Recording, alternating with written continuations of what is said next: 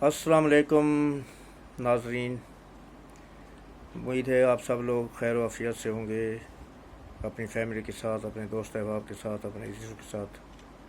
आप सबको नवाज़ ख़ान बाबा व्यूज़ की तरफ से अस्सलाम वालेकुम। आज की वीडियो जो है आपकी खिदमत में जो मैं पेश कर रहा हूँ वो मेरी पिछली वीडियो की कंटिन्यूटी है, उसका तसलसल है और मौजू वही है इमरान नियाज़ी साहब। आप सब हज़रात को इल्म है, आप लोगों को के सामने ये बात है और ये बात किसी से ढकी छुपी नहीं है कि इमरान ख़ान गुज़श्ता कई हफ्तों बल्कि महीनों से लॉन्ग मार्च का शोशा छोड़ के एक इन्होंने हिजान बर्पा किया हुआ था मुल्क व कौम में, और एक अजीब किस्म की कैफियत में लोगों को मुतला कर रखा था। दरअसल इमरान नियाज़ी साहब अपने लॉन्ग मार्च पर बहुत ज़्यादा उम्मीदें लगा चुके थे, बहुत ही ज़्यादा उम्मीदें लगा चुके थे, और वो ये सोच रहे थे कि शायद इधर वो इस्लामाबाद पहुँचेंगे, इधर हुकूमत गिर जाएगी और नई हुकूमत उनकी गोद में आ गिरेगी और फ़ौज भी उनके कदमों में बैठ जाएगी, और फ़ौज की जितनी बेतौकीरी वो कर चुके हैं अगर उसमें कुछ और कसर रह गई है तो रही सी कसर भी पूरी कर देंगे। मगर वो जो कहते हैं ना कि अल्लाह ताला ने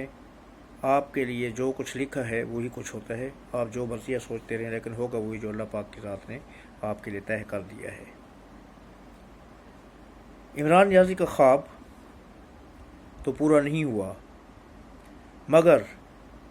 उल्टा उनको लेने के देने पर गया। वो इस तरह के उनके ख़िलाफ़ कुछ और मवाद सामने आ गया है, और ये जो मवाद है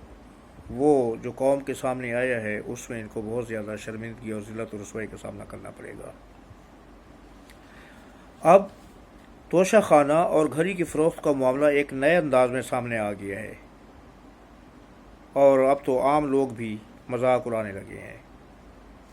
और ये टॉक ऑफ द स्ट्रीट्स बन गया है। एक मुहावरा है ना, टॉक ऑफ द टाउन, लेकिन अब ये चीज़ टॉक ऑफ द स्ट्रीट्स, गलियों महलों में ये चीज़ें डिस्कस हो रही हैं। हत्ता कि सड़क के किनारे बैठ के जूते मुरम्मत करने वाला मज़दूर मोची भी अब इन चीज़ों को पहचानने लगा है और वो भी इसके बारे में गुफ्तगू करते हैं, और लोग ऐसे मजाक उड़ाने लगे हैं कि यार दोस्त जब किसी से टाइम पूछते हैं कि भाई अपनी घड़ी में देख के टाइम बताना, तो अज़ाह मजाक ये भी कह देते हैं कि भैया तोशा खाना वाली घड़ी से वक्त मत देखियो।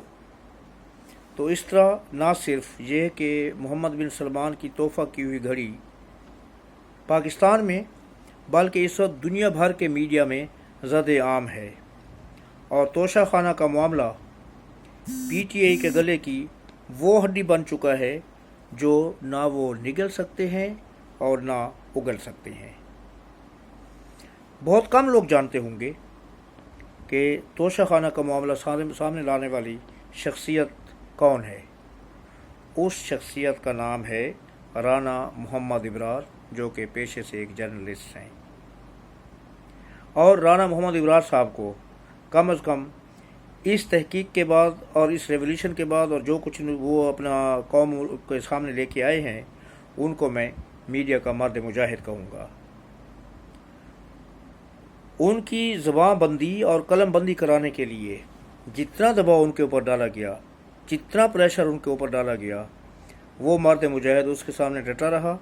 और उसने झुकने से इनकार कर दिया। हत्ता कि उनकी बूढ़ी माँ तक को नहीं बख्शा गया और उनको भी धमकियाँ दी गई, उनको भी बुरे अंजाम की धमकियाँ दी गई कि उनके बेटे के साथ क्या हो सकता है, उनको जान से भी मार दिया जा सकता है। मगर यह मुजाहिद अपनी जगह पर डटा रहा, और इसके नतीजे में जान जाने को शहादत का दर्जा समझ के शहादत को गले लगाने के लिए तैयार है। और उसका नतीजा ये निकला है कि आज इमरान नियाज़ी और PTI को कहीं भी मुंह दिखाने के लिए जगह नहीं मिल रही। और उसके साथ साथ इसमें मज़ीद क्या पेश रफ्त हुई है वो ये कि अब इस केस के बारे में राना इब्रार के बाद मीडिया का एक दूसरे मुजाहिद शाहज़ेब खानज़ादा साहब, उन्होंने रही से कसर पूरी कर दी, और उन्होंने तो घड़ी ख़रीदने वाले का इंटरव्यू तक कर डाला, और वो इंटरव्यू अपने TV पर चला दिया, जिससे इमरान नियाज़ी और उसके हवारी बहुत ज़्यादा तकलीफ़ में मुबतला हैं, और उनको धमकियाँ दे रहे हैं कि भाई ہم دبئی نہیں سر ہم پاکستان ہی نہیں بلکہ دبئی اور برطانیہ کی عدالتوں میں بھی آپ کے خلاف جائیں گے اور آپ کے خلاف کیس کریں گے۔ ارے بھائی، کوئی مجھے بھی تو یہ سمجھا دے، عمران نیازی صاحب، آپ دبئی کی باتیں کر رہے ہیں، آپ پاکستان میں کیس کی باتیں کر رہے ہیں، آپ برطانیہ میں کیس کی باتیں کر رہے ہیں، کم از کم جس جگہ سے اس گھڑی کا تعلق ہے، جس شخص نے یہ گھڑی آپ کو تحفے میں دی ہے، سعودی عربیہ کے شہزادہ محمد بن سلمان، آپ اگر بہت ہی پاسا ہیں اور آپ نے کوئی غلطی نہیں کی تو آپ یہ بھی تو کہہ دیں نا کہ میں سعودی عرب کی عدالت میں بھی جاؤں گا۔ وہاں پر جاتے ہوئے کہ آپ کے پار جل رہے ہیں۔ اور دوسری چیز یہ ہے کہ اگر عمران نیازی کا سابقہ ریکارڈ دیکھا جائے تو یہ صرف گیدر بھبکیاں ہی ہیں، دھمکیاں ہی ہیں، اور یہ دھمکیوں کے حد تک ہی رہیں گے، یہ کسی کے خلاف عدالت میں نہیں جائیں گے، کیونکہ ان کے خلاف اس وقت تک جتنا مواد سامنے آ چکا ہے، جتنا کچھ ان کے خلاف جو ہے نا وہ سامنے آ چکا ہے میڈیا میں، پرنٹ میڈیا میں، الیکٹرانک میڈیا میں، تو اس کے بعد عدالت میں بھی ان کو ذلت و رسوائی ہی ملے گی۔ اگر یہ عدالت میں چلے جاتے ہیں اور جتنا مواد ان کے سامنے ہے اس کے نتیجے میں اگر کوئی بھی عدالت ان کے خلاف فیصلہ کر دیتی ہے تو آپ مجھے بتائیے، اگر اس کو چوری کے مقدمے میں یہ جس کیس کے لیے جائیں گے، اس چوری کے خلاف جو انہوں نے توشہ خانہ سے چوریاں کی ہیں، اگر یہ لوگوں کے اوپر کیس کریں گے اور وہاں پر ان کے خلاف فیصلہ آ جاتا ہے تو وہ کیا کہلائے گا؟ کیا ان کو سند یافتہ چور نہیں کہیں گے؟ یقیناً جب عدالت ان کے خلاف فیصلہ دے گی تو پھر یہ سند یافتہ چور کہلائیں گے، ویسے ہی مستند چور بن جائیں گے جیسے کہ ان کو